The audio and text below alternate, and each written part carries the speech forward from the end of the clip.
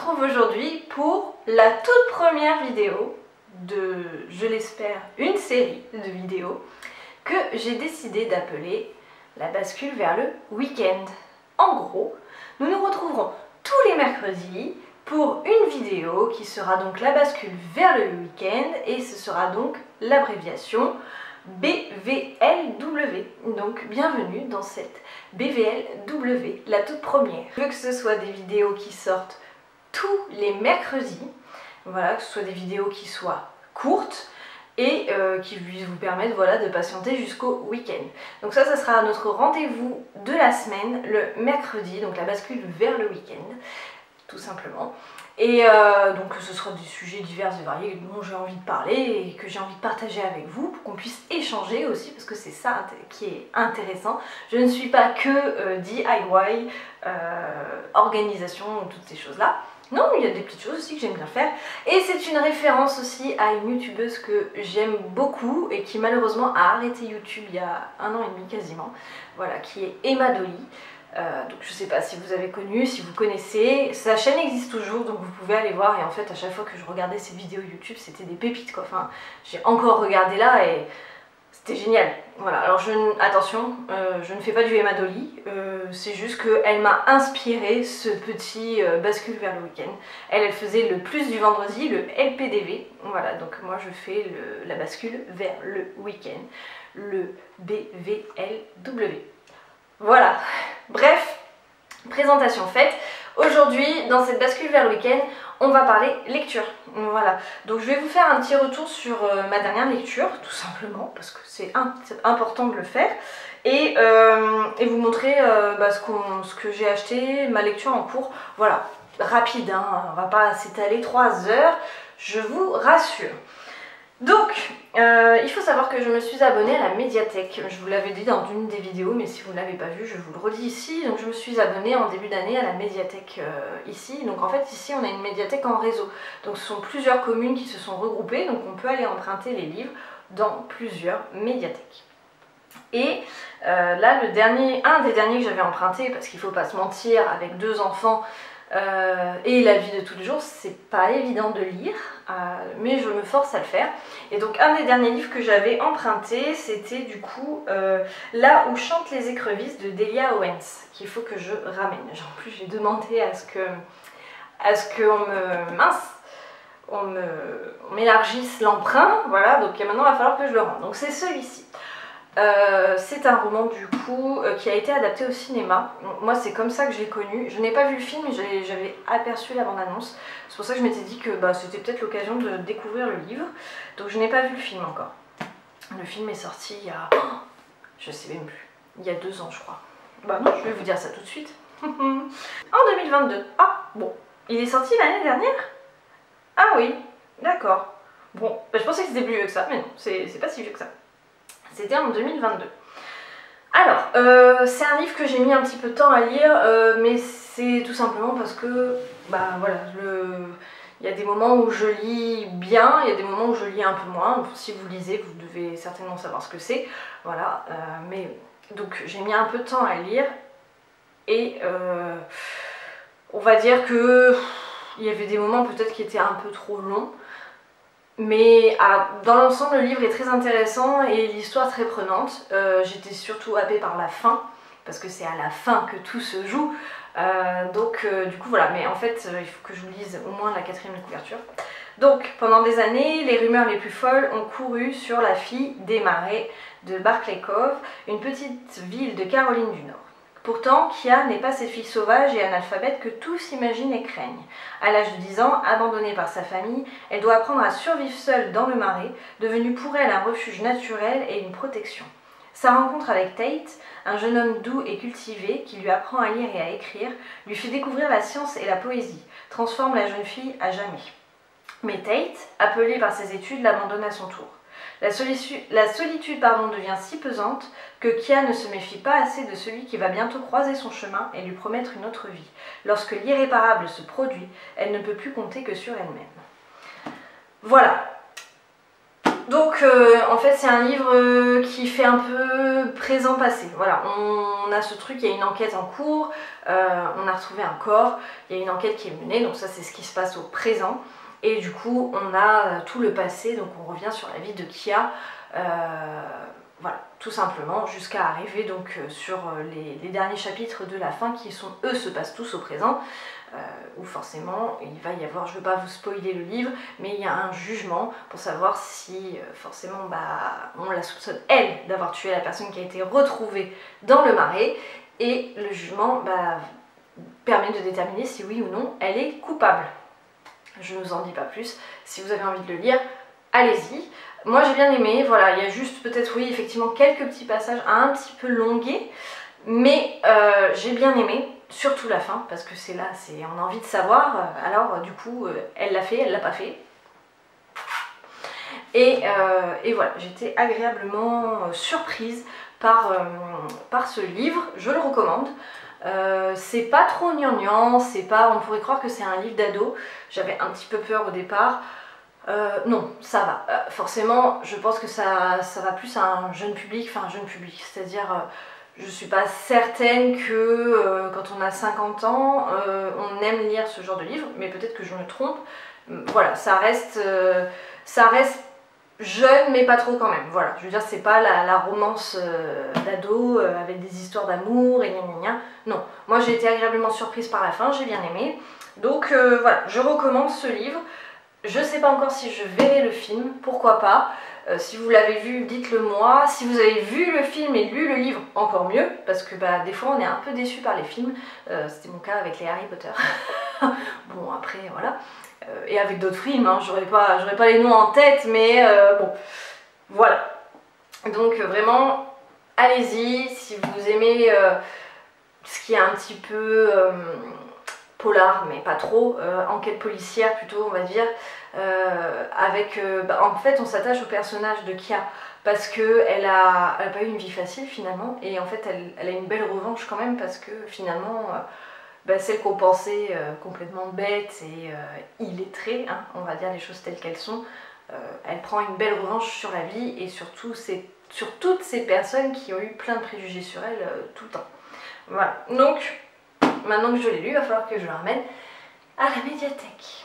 Et oui, c'est pas facile. Ensuite, du coup, pour tout ce qui est livre, en ce moment, j'ai commencé, du coup, c'était sur ma wishlist. D'ailleurs, après, il faut que je vous parle juste de l'application que j'ai découverte. J'ai commencé le livre L'école des bonnes mères. Voilà. J'ai commencé parce que vous verrez que je vais pas trop avancé quand même. En fait, le problème, c'est que quand je lis le soir, moi, après, ça m'endort. Donc, il faut que je lise dans la journée, mais je prends pas toujours le temps de lire dans la journée. Pareil, je vous lis le résumé pour que vous puissiez avoir un petit aperçu. Nous avons votre fille. C'est le message qu'entend Frida alors qu'elle s'est absentée en laissant seule sa fille de 18 mois.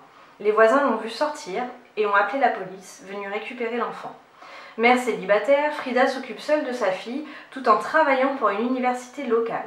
À la suite de plusieurs nuits sans sommeil, elle s'est aperçue qu'elle avait oublié un dossier important sur son lieu de travail. Sans réfléchir, elle est partie le chercher, déclenchant une série de conséquences qui la dépassent. Sous l'œil des services sociaux, qui installent aussitôt des caméras chez elle, Frida est mise à l'épreuve. Après une période d'observation, la sanction tombe. Frida perd la garde de sa fille pour 1 an, tant qu'elle passera dans un centre de rééducation maternelle où elle apprendra à devenir une bonne mère. Voilà, donc ils disent que c'est entre La Servante écarlate et Orange is the New Black. Donc j'ai vu la série Orange is the New Black, j'ai lu le livre La Servante écarlate, donc j'arrive à peu près à me situer. Je n'ai pas vu la série La Servante écarlate, il faudrait peut-être que je regarde, mais j'ai lu le bouquin. Donc voilà, pour l'instant, j'en suis qu'au début. Bon, c'est peut-être un peu long pour moi, dans le sens où ouais, ça s'installe, mais ça s'installe un petit peu doucement. Voilà, j'en suis à la page 84 et bon, j'attends que ça évolue. Après, c'est écrit relativement gros, donc ça, bon, en soi, ça peut se lire assez bien, mais j'espère que là va y avoir un peu plus de mouvement. Là j'en suis juste au passage où ils ont installé toutes les caméras chez elle. Son procès va bientôt se faire en gros, enfin bref voilà, elle est suivie par une assistante sociale, par un psy, bon voilà. J'espère qu'il va être bien, parce que vraiment la quatrième de couverture, c'est ça qui m'a donné envie de lire ce bouquin. Orange is the New Black, c'est une série que j'ai adorée. La Servante écarlate, c'est un bouquin que j'ai beaucoup aimé, donc j'espère que ça sera à la hauteur. Hein, parce que des fois, on aime bien vous appâter comme ça là, et puis après c'est hé, ah non, en fait c'est pas ça du tout. Donc bon, voilà, quand j'aurai terminé, je vous donnerai mon avis sur celui-ci. Pour l'instant, je me prononce pas. Je suis mitigée, cochonnade, entre deux, comme on dit. Voilà, voilà. D'ailleurs, du coup, ça me fait penser que j'ai découvert, grâce à Instagram, une application toute simple, en fait. Ça s'appelle Glyph. Glyph. Glyph. Glyph. Cette appli, Glyph. Et en fait, dans cette application, vous pouvez mettre toute votre bibliothèque. Donc voilà, là j'ai mis les livres, ma pile à lire, bon j'en ai pas beaucoup, mes envies, ce que j'aime, voilà. Ça permet voilà, de référencer un peu sa bibliothèque, ce que vous avez lu, ce que vous avez en cours. Apparemment on peut scanner les codes barres des bouquins, je crois que c'est ça que j'ai lu.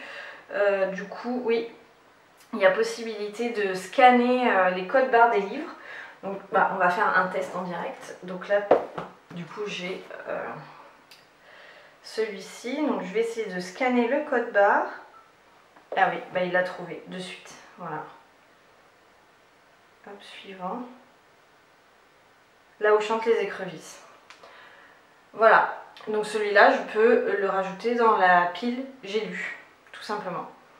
Donc je trouve que c'est pas mal. En fait après peut-être que vous connaissez, hein, mais ça reste un réseau social, on va dire, sur lequel tous les gens qui aiment lire se retrouvent. Les gens partagent, on a possibilité de partager en public sa liste de lecture. Donc je trouve que c'est bien. Ça permet, bah voilà, s'il y a des choses qu'on aime lire, de retrouver des personnes qui lisent les mêmes choses que nous et d'avoir des suggestions différentes. Voilà. Donc je trouve que c'est pas mal. Donc c'est Glyph, G-L-2-E-P-H. Je ne sais pas si je prononce bien. Mais voilà, donc c'est plutôt pas mal. Bon, moi j'y suis pas tout le temps, mais ça fonctionne bien en tout cas. Et la preuve c'est qu'en scannant, ça marche très très bien. Sinon, qui dit période de novembre dit période de Noël. Non. Je voulais juste vous parler de deux livres, un que j'ai dans ma bibliothèque que je n'ai pas sorti mais que j'avais beaucoup aimé lire à cette période, j'avais peut-être un peu plus lu début décembre, c'est John Grisham et c'est pas de Noël cette année. Alors hop, il a été adapté, je veux pas dire de bêtises, il a été adapté en téléfilm, ou en film peut-être, enfin en tout cas je sais que je l'ai vu. Et le livre et le téléfilm, enfin le film c'est la même chose, ça colle parfaitement. Donc voilà, John Grisham n'est pas trop connu pour faire des choses dans ce style, mais ce livre-là est plutôt pas mal. Donc si vous aimez Noël, si vous aimez bien lire, et si vous aimez ne pas vous prendre la tête et passer un bon moment, je vous conseille vraiment Pas de Noël cette année de John Grisham. C'est top, en fait en gros c'est un couple qui cette année n'a pas sa fille à la maison et ils ont décidé que cette année du coup ils ne fêteraient pas Noël, point barre. Sauf que les voisins autour d'eux ils comprennent pas pourquoi ils font pas Noël, tout le monde est en train de mettre ses décors et tout, enfin bref, vraiment tout le monde se pose des questions et les pousse presque à faire quand même Noël, enfin ils se disent qu'ils sont fous, qu'il y a un souci, eux ils se sentent oppressés, enfin voilà, bref, non ils veulent pas fêter Noël cette année, sauf que à la dernière minute, leur fille, elle leur envoie un message pour leur dire « Je viens passer Noël avec vous ». Et là, pouf, branle-bas de combat, ils ont rien prévu, le sapin est pas fait, la maison est pas décorée, ils ont pas fait les courses pour le repas de Noël. Enfin bref, ça devient un fiou et franchement, c'est pas mal. Enfin, moi, j'ai passé un super bon moment à lire ce bouquin. Et là, l'ambiance va s'y prêter. Donc je vous le conseille fortement, chaudement.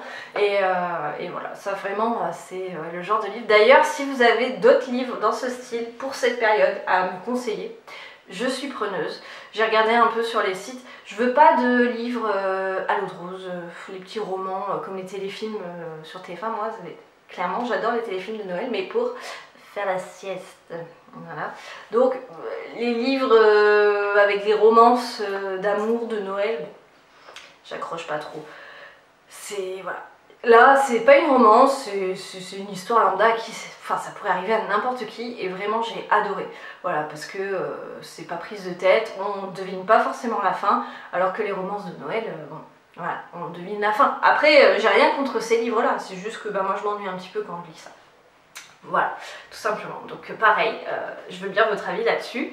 Et enfin là, c'est pour si vous avez des enfants, vous-même ou dans votre entourage, que vous voulez faire plaisir ou autre. On est allé à à l'espace Culture Leclerc, mais bon, en librairie vous les trouverez ou même sur internet. Enfin, vous le trouverez parce qu'il s'agit d'un livre. Et c'est les 24 nouvelles histoires pour attendre Noël. Voilà.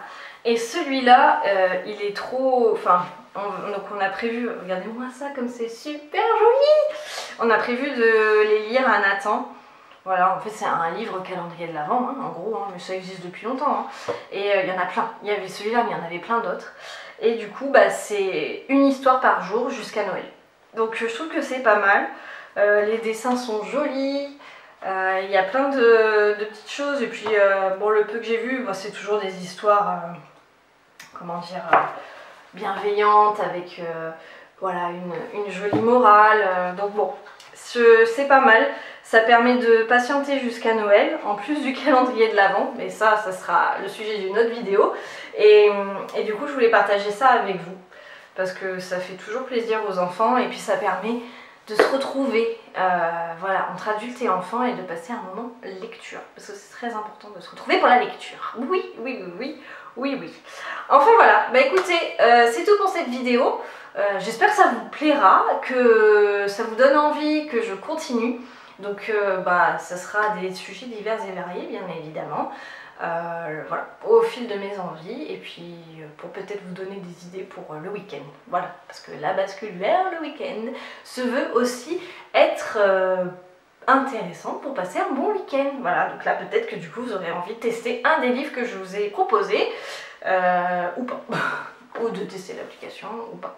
Enfin voilà, ça permet d'avoir un petit moment d'échange et de parler d'autre chose que de décoration, même si j'adore ça et que je continue de le faire. Attention, je vous ai préparé, enfin non, je suis en train de vous préparer une vidéo pour Noël. Enfin, je dis ça à mon image, c'est-à-dire très simple. Mais voilà, écoutez, bon, c'est tout pour cette vidéo. N'hésitez pas à me dire en commentaire si vous aimez lire, qu'est-ce que vous avez lu dernièrement, qu'est-ce que vous souhaitez lire, à me conseiller des livres pour la période. Voilà, des livres réconfortants, sympas, pas prise de tête, pas triste, pas... Voilà, des trucs sympas. Et puis si vous avez aussi des idées pour les enfants, je suis preneuse. Hein. Vraiment, voilà. Là, je vous ai présenté celui-là, on en a d'autres dans sa chambre, mais vous avez peut-être aussi, vous, des choses super sympas à me partager, et c'est ça que j'aime avec YouTube, c'est qu'on peut échanger.